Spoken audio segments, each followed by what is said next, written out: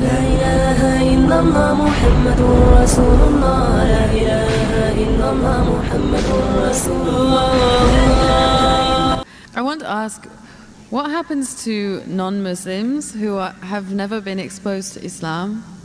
And what if a non-Muslim says that the miracles of Jesus are bigger than the ones that Muhammad performed? Sisters asked two questions basically. What a non-Muslim who says, who has never been exposed to Islam, what happens to them? And secondly, if a non-Muslim comes and says that the miracles of Isa alayhi salam are greater, what happens to them? Point number one, if a non-Muslim comes and tells me that they have not been exposed to Islam, today in this world of science and technology it's difficult.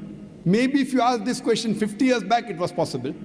Today, in this age of science and technology, especially the media bombarding misconception about Islam, you're exposed to Islam, maybe the wrong Islam, maybe pseudo-Islam, that Muslims are terrorists, Muslims are fundamentalists, Islam is a religion of killing, it degrades the woman, it subjugates the woman. They may be exposed to Islam, but wrong Islam. Now what happens to a non-Muslim who's not exposed to the right teachings of Islam? I feel if a non-Muslim hears something in the media, or any human being hears something in the media, he should not take it for granted. The Quran says in Surah Hujurat, chapter 49, verse number 6, whenever you get information, check it up before you pass it on to the third person. Whenever you get information, it is important that the person checks up whether the information is right or wrong. As far as the message of Islam is concerned, what if a non-Muslim may be living in an island, maybe living in Timbuktu, or living somewhere where he doesn't have any knowledge of Islam? First, it's the duty of every Muslim to convey the message to non-Muslim, irrespective whether we convey or not. Allah says in the Quran in Surah Fusilat, chapter number 41, verse number 53, Allah says, سَنُورِيهِمْ آيَاتِنَا فِي الْآفَاقِ وَفِي أَنفُسِهِمْ حَتَّى يَتَبَيَّنَ أَنَّهُ. That soon we shall show them our signs in the furthest regions of the horizons until it is clear to them that this is the truth. Allah says that He will show the signs to every human being before the human being dies. He will show His signs in the furthest regions of the horizons until it is clear to them that this is the truth. So Allah takes it up upon Himself that He will convey this message to each and every human being, whether he's born in a Muslim family or non-Muslim family, whether he's born in a Muslim land or non-Muslim land. Allah will give this message to every human being. That's the reason there were some surveys done in 1950 in two tribes. Now these two tribes, the Kapauku tribe and the Australian Aborigines, these two tribes did not come in contact with modern civilization till as late as 1950. When the researchers went and tried to find out what was their way of life, these people, they believed that God was one. They believed He alone should be worshipped. They believed He did not beget anyone. They did the sajda, they did prostration for worshipping that God. It was everything of Islam but in name. So when no external influence comes on the human being, that person submits his will to God. That's the reason our beloved Prophet Muhammad said, every child is born in Deen al-Fitr. Every child is born in the innate religion. He is born as a Muslim. Our beloved Prophet Muhammad said, every child is born as a Muslim. Muslim means a person who submits his will to God. Later on, that person may be influenced by his parents, by his teachers, by his elders. He may start doing fire worship. He may start doing idol worship. And then may deviate on the wrong track. That's the reason when a non-Muslim accepts Islam, the more appropriate word is revert. He was a Muslim, born as a Muslim. He gets converted to a wrong religion, comes back to the original faith, that is Islam. So the right word is revert. So coming to your question, every child, if any child, if you take three children, one born to a Christian, one born to a Jew, one born to a Hindu, isolate these three children completely from any external influence.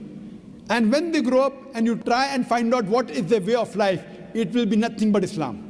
Only after external influence, they start deviating and worshipping wrong things and having wrong ideas. This is scientifically proven. Furthermore, sister, where your second question is concerned, that what if someone doesn't know Islam and thinks that Jesus Christ did miracles? I do agree Jesus Christ did miracles. But sister, miracle is not the test. If you believe in Jesus Christ, peace be upon him, if you read in the Bible, Jesus Christ, peace be upon him, himself says in the Gospel of Matthew, chapter number 24, verse number 24, says that, for there shall arise many false Christ and false prophets, and will do wonders and miracles, and if it were possible, shall deceive the very elect. So Jesus Christ, peace be upon him, says miracle is not the test. There shall arise many false Christ and false prophets, and shall do wonders and miracles, and if it were possible, shall deceive the elect. That means Jesus Christ, peace be upon him, says miracle is not the test. Miracle does not make a person a god. Miracle does not make a person superior, because all the miracles that were done by all the prophets were done by Almighty God himself. All the miracles. All the miracles done by Moses, the parting of the sea, when he threw the stick, it became into a snake. It was done by Almighty God. All the miracles that Isa alayhi salam, Jesus Christ, peace be upon him, did were done by Almighty God. Same with Prophet Muhammad, peace be upon him, splitting of the moon were done by Almighty God.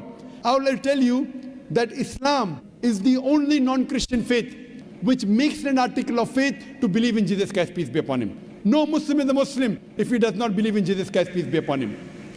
We believe that he was one of the mightiest messengers of Almighty God. We believe that he was the Messiah, translated Christ. We believe that he was born miraculously without any male intervention, which many modern day Christians today do not believe. We believe that he gave life to the dead with God's permission. We believe that he healed those born blind and lepers with God's permission. The Christians and the Muslims, we are going together. But one may ask, then where is the parting of ways? The parting of ways is that most of the Christians, they believe that Jesus Christ, peace be upon him, was Almighty God. They believe that Jesus Christ, peace be upon him, claimed divinity. In fact, if you read the Bible, there is not a single unequivocal statement in the complete Bible where Jesus Christ, peace be upon him, himself says that I am God, always is worship me. If, sister, you can point out any unequivocal statement, any unambiguous statement from any version of the Bible in which Jesus Christ, peace be upon him, himself says that I am God, always says worship me, I am ready to accept Christianity today.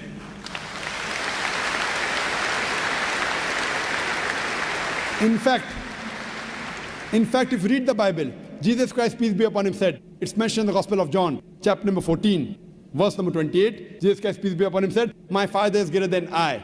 Gospel of John, chapter number 10, verse number 29, my Father is greater than all. Gospel of Matthew, chapter number 12, verse number 28, I cast out devil with the Spirit of God. Gospel of Luke, chapter number 11, verse number 20, I with the finger of God cast out devil. Gospel of John, chapter number 5, verse number 30, I can of my own self do nothing. As I hear, I judge, and my judgment is just. For I seek not my will, but the will of Almighty God. Anyone who says, I seek not my will, but the will of Almighty God, he's a Muslim.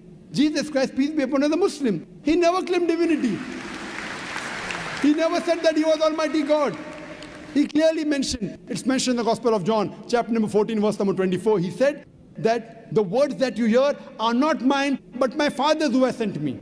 It's mentioned in the Gospel of John, chapter number 17, verse number 3. This is life eternal, so that you may know there is one God and Jesus Christ who thou hast sent. It clearly mentioned that Jesus Christ was a messenger. It's mentioned in the Gospel of Matthew, chapter 19, verse number 16 to 18, that a person approaches Jesus Christ, peace be upon him, and asks him, that good master, what good things should I do so that I shall enter eternal life? So Jesus Christ, peace be upon him, says, why thou callest me good?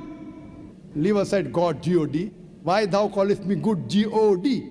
For there is only one good, and that is the Father in heaven. And if thou want to enter eternal life, you keep the commandments. Jesus Christ didn't say that if you want to enter eternal life, if you want to go to paradise, believe I'm God. He didn't say that you believe that I died on the cross for your sins. What he said, if you want to enter eternal life, if you want to enter paradise, you keep the commandments. And it's clearly mentioned in the book of Acts, chapter number 2, verse number 22, that ye men of Israel, listen to this. Jesus of Nazareth, a man approved of God amongst you by wonders and miracles which God did by him, and you are witness to it. What does it say? Jesus of Nazareth, a man approved of God amongst you by wonders and miracles and signs which God did by him, and you are witness to it. Regarding a question of miracles, what does the Bible say? Book of Acts, chapter number 2, verse number 22. A man approved of God amongst you by wonders and miracles and signs which God did by him, and you witnessed to it. So all the credit goes to Almighty God. And Jesus Christ was a man. All the miracles were done through Almighty God. So all the miracles, all the messengers did were done by Almighty God. They came to testify there was one God. But Jesus Christ also said in the Gospel of John, chapter number 16, verse number 12 to 14, that I have many things to say unto you, but ye cannot bear them now. For he, when the Spirit of truth shall come, he shall guide you unto all truth. He shall not speak of himself. All that here shall he speak. He shall glorify me. Now this prophecy is prophesied no one but the last and final messenger, Prophet Muhammad, peace be upon him. So if you're a true Christian, and if you believe in Jesus Christ, peace be upon him, Jesus Christ, peace be upon him, said, I have many things to say unto you, but ye cannot bear them now. For he, when the Spirit of truth shall come, he shall guide you unto all truth. He shall not speak of himself. All that here shall he speak. He shall glorify me. This prophecy is prophesizing no one but the last and final messenger, Prophet Muhammad, peace be upon him. So if you're a true Christian, you should believe in the last and final messenger, Prophet Muhammad, peace be upon him. Hope that answers the question, sister. Dr. Zakir, I am a revert, and I was just asking questions on behalf of my non-Muslim family and friends, and I just wanted to say, Subhanallah and La ilaha illallah.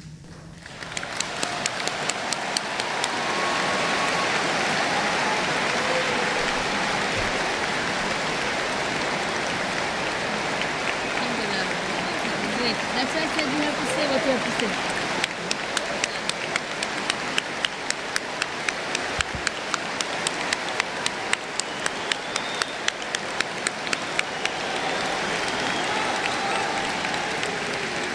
Welcome to the religion of peace, sister. May Allah subhanahu wa ta'ala reward you and grant you Jannah. And we pray to Allah subhanahu wa ta'ala that, and may Allah subhanahu wa ta'ala guide you.